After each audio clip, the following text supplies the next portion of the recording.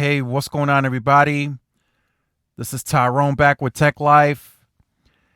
And I wanted to talk about this in this video because I still have a lot of people that may be confused or that don't have a clear vision of what's happening right now.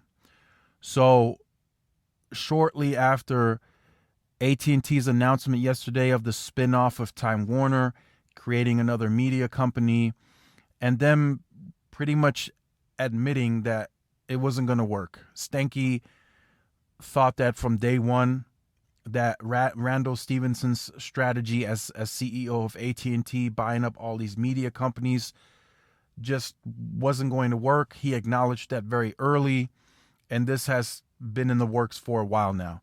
He wasn't going to keep Time Warner around, DirecTV, or any media assets for that matter. So during the presentation of them discussing the merger and the spinoff, AT&T solidified that they are now 100% focused on wireless again. And many of you may ask, why is it that they are pure wireless considered now if they have fiber? Because wireless is just far bigger. They'll get to a decent footprint of fiber, roughly around 30 million households by 2025, but that will take time to scale. That's going to take, they can do, if they get to a peak because of the additional spending now, I think they'll be able to do 5-6 million homes per year, but that's at a very high peak. And at that, they're going to have to hire additional contractors, and they're going to have to buy tons and tons more material to get to that kind of pace. Now, wireless, of course, is far bigger. They operate in, a far more massive scale on that. We're talking 100, 200, 300 million pops. That's going to serve way more people versus fiber. So while that was happening, we were supposed to yesterday have a UBS event that Neville Ray was going to speak at. That event got canceled shortly after this announcement, and then T-Mobile put out a statement that a business update is coming May 20th. That was not there. That business event was not there. It just got added in yesterday, shortly after AT&T's announcement. Now, could I be reaching? Maybe. But this was literally added in after the fact that AT&T made the announcement. Their capex increase going to $24 billion. That's a huge volume. And then they also said they're doubling the pops of C-band reach. So they're going from 100 million to 200 million in a similar time frame. During the event, they even said that they think they can get to 200 million at the end of 2022 at the pace that they want to go at and the money that's being spent. And that's, of course, based on equipment and if they can get it all in-house with the large purchase orders. But they have Nokia, where nobody else besides T-Mobile is really pushing Nokia equipment like that, since Verizon has now gone with Samsung. So AT&T is just waiting literally to get the machine rolling. 6 months ago, they started calling suppliers, telling them get ready to ramp up. I think Stanky had an idea of what would happen with Time Warner. He kept it very tight-lipped, but in the back of his head, he was trying to get rid of Time Warner already 6-12 months ago. So he has been setting up wireless to be very successful. So with that, T-Mobile called for this event. They have to be in a very tough position right now.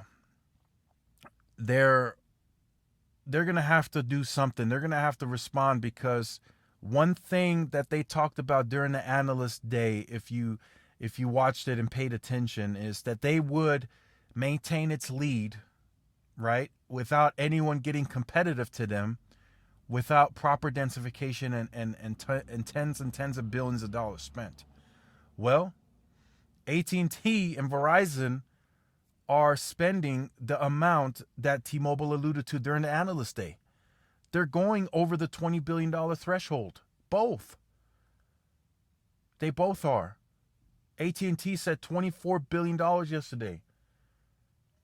At that pace, even it was said in the documentation that they could spend around 21.5 billion on wireless. That could go even higher. They don't have to necessarily spend a huge chunk on fiber. They could do 2 to 3 billion per year and be fine. 2 to 3 billion is a lot of money, especially for fiber. They can get that rolled out at a pretty solid pace at 2 to 3 billion. So that has to be concerning for T-Mobile. They have to be in meetings, and that's what I was told yesterday. T-Mobile was in meetings trying to see how they defend their 5G position, because they said they have the balance sheet to defend their position. Spectrum is not all the end all be all. Yes, it does fuel the technology and it does fuel the wireless industry, but AT&T and Verizon are going to be able to do, I mean, they're going to be able to do so much with that additional funding. It's insane. They're spending double than T-Mobile. So T-Mobile is going to be able to scale N41. That's fine. But while they are working at that pace, with the amount of money that Verizon and AT&T are spending, they're going to be able to scale C-band at the same pace as T-Mobile. Plus, AT&T is going to be able to start scaling millimeter wave. They can fill in densification. Their network is already at the size, a size bigger than T-Mobile's. Both Verizon and AT&T's are. So they're going to be able to do more with that money. And if T-Mobile goes into this meeting and they say, well, this is the amount that AT&T and Verizon need to spend to keep up with us, then you're as gullible as anyone that I know. You're very, very gullible at that point, because you have to think spending double on an annual basis, and this is going to continue. This is not a yearly thing. This is not one time. They're going to, and especially now, T-Mobile is spending 12 billion. Once they go down to the 9 to 10 billion, that gap just gets wider. I mean, the wireless industry doesn't end at the end of the year. It's going to continue going. T-Mobile gave guidance until 2026. And their guidance in 2026 is 9 to 10 billion. AT&T announces $24 billion yesterday. Verizon is going to spend 17.5 to 18.5 plus an additional 10 billion. And that 10 billion can be spent as fast as that C-band can be deployed. So in one single capex year, if the CTL Verizon can spend $4 billion worth of equipment and it being deployed, then they're going to spend that additional $4 billion that year, plus the 17.5 to 18.5 billion. That is insane spending. They're going to be able to upgrade and add densification and small cells. That's going to make T-Mobile's head spin at that point. T-Mobile with the 9 to 10 billion is not going to be able to do everything that they want to do. Something will have to slow down. Something will have to slow. They can't scale N41, scale the network to at the pace that they want to be, scale small cells and do all that. They're gonna have to break that down into periods. Okay, this year we attack this more heavily. Next year we do this. The year after we do this. Where AT&T and Verizon can do it all in a single year and then plan ahead, because they're spending massively amounts more. This is not $1 billion. This is not $2 billion more. This is not $3 billion more. This is double. We're talking double the amounts of money. And Dish at this point is completely lost in the totem pole. They're gone. I mean, they're talking spending $10 billion over 7 years. They're spending at levels lower than Sprint. I mean, I know they got 5G only spectrum. They're using Open RAN, whatever the case. They can't compete. They just can't. We're talking indoor solutions that are going to be upgraded now from AT&T and Verizon. We're talking coverage expansion additionally on top of the size that they already have. I mean, they're going to be able to do things that the other carriers are going to dream of doing. And that's what I anticipate happening at this event. If T-Mobile wants to remain competitive and keep their leadership, they said they have the balance sheet to defend their position. I think it doesn't have to be them buying more spectrum. at the auction, 108 or 110. I think now it drastically needs to be an increase in capital. The capex has to go, um, for it to be a respectable amount. They don't have to go as high as AT&T or Verizon, I don't think, because they're not doing their own fiber. But I think they need to be at between a number of 14 billion to 16 billion. I really think so. And then once they get to that number, then they can start scaling multiple things at once. Because coverage expansion in itself is expensive. N41 is expensive because there's a lot of one-touch upgrades that are happening where they're going to the site and they're adding N71 as well. So that adds additional cost to it. And then they got to scale the Sprint keep sites too. That'll take additional money as well. So I truly believe when I say this, they have to start scaling the capex. They already have more spectrum now as it stands. That I don't think they need to deepen their spectrum position. I think it's time for them to start really, really ramping up the capex. They're really going to have to push that to a whole nother level to be able to compete and keep their leadership. And that's kind of my take on that. I know this video was a little longer, but that's my take on it. Let me know what you think about it in the comment section. I really, really think now T-Mobile has to scale capex. I think that's the only way now that they defend their position. They have to scale the capex. It has to go higher, and they have to continue ramping up N41 at the pace that they're at now. But now they have to start adding the small cells, the Sprint keep sites, and then of course expanding their footprint. Because remember, they're nowhere near the size of the big two now. So they have a respectable network, and most of that footprint now has 5G, which is fine. But the overall size of the network is still behind Verizon and AT&T. And that's raw square miles of the geographical footprint of the United States. That goes into rural America. Some highways and interstates, T-Mobile still lacks service too.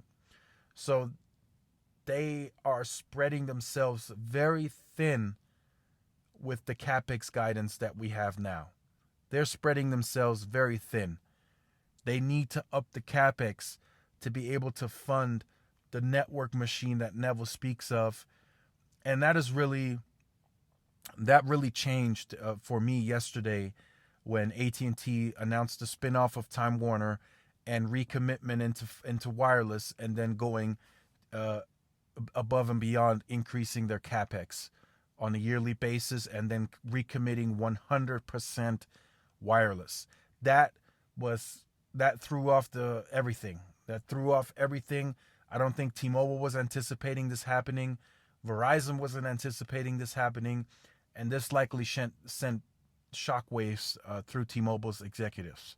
It had to send shockwaves through the executives, because now AT&T's promos on the phones, the BOGO deals, the $800 off, that's more sustainable. Their debt is significantly reduced now.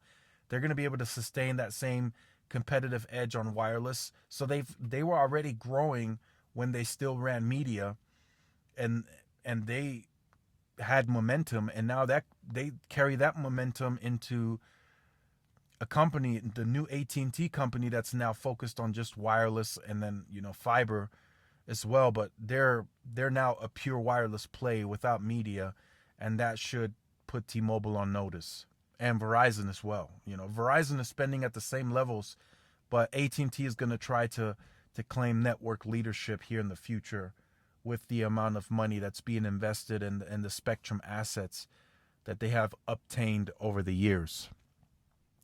So let me know what you think about this in the comment section down below.